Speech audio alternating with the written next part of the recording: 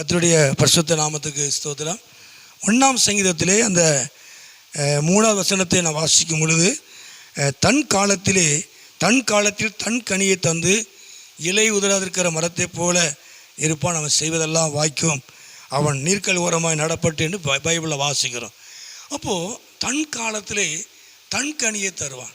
அவனுக்கு கொடுக்கப்பட்ட காலத்திலே, அவனுக்கு கொடுக்கப்பட்ட நேரத்திலே, அவனுக்கு கொடுக்கப்பட்ட வாய்ப்பிலே தேவன் அவன் கனி கொடுக்கும்படியாக ஆண்டவர் அவனுக்கு உதவி செய்வார். தன் காலத்திலே தன் கனியை தந்து, அதாவது அவனுடைய காலம், அவனுக்கு கொடுக்கப்பட்ட காலங்கள், அவனுக்கு கொடுக்கப்பட்ட நேரங்கள், அவனுக்கு கொடுக்கப்பட்ட வாய்ப்புகள், இதில் அவனுக்கு நன்மை உண்டாகும். அநேகருக்கு நன்மை கொடுக்கத்தக்கதாக, அவனுடைய வாழ்க்கையில் நன்மை உண்டாகத்தக்கதாக தேவன் அவனை ஆசீர்வதிக்கிறார். இந்த ஆசீர்வாதத்துக்கு காரணம் என்ன? நான் மேலே வாசிக்கும் பொழுது எல்லாருக்கும் தெரிந்த ஒரு பகுதி தான்.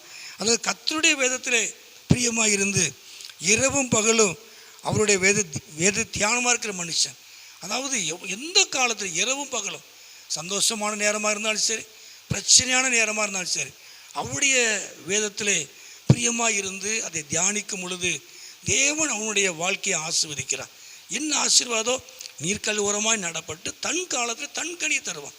அவனுக்கு கொடுக்கப்பட்ட நேரங்கள், அவனுக்கு கொடுக்கப்பட்ட வாய்ப்புகள், அவனுக்கு கொடுக்கப்பட்ட காலத்தில் அவனுடைய வாழ்க்கையில் நன்மை உண்டாகும். அநேகருக்கு நன்மை உண்டாகத்தக்கதாக தேவனை ஆசீர்வதிப்பார். அநேகருக்கு நன்மை உண்டாகத்தக்கதாக, அவனுடைய வாழ்க்கையில் நன்மை உண்டாகத்தக்கதாக தேவன் அவனை ஆசீர்வதித்து அவனை நடத்துவார். அவனுடைய வாழ்க்கையை கர்த்தர் உயர்த்துவார்.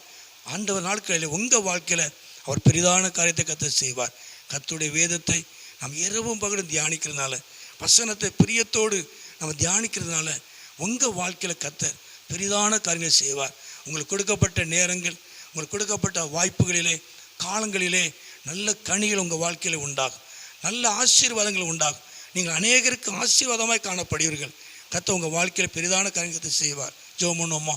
எங்களை அதிகமாக நேசிக்கிற நல்ல பிதாவே, அருமையான ஆண்டவரே, இந்த நேரத்துக்கு ஸ்தோத்திரம். தொடர்ந்து சத்தத்தை கேட்குற எல்லாரையும் ஆசீர்வதியும். நீர் மகிமைப்படும், நீர் மகிமையான காரியங்களை செய்யும். இயேசுவின் நாமத்தை ஜெபிக்கிறோம் நல்ல பிதாவே. ஆமேன், ஆமேன்.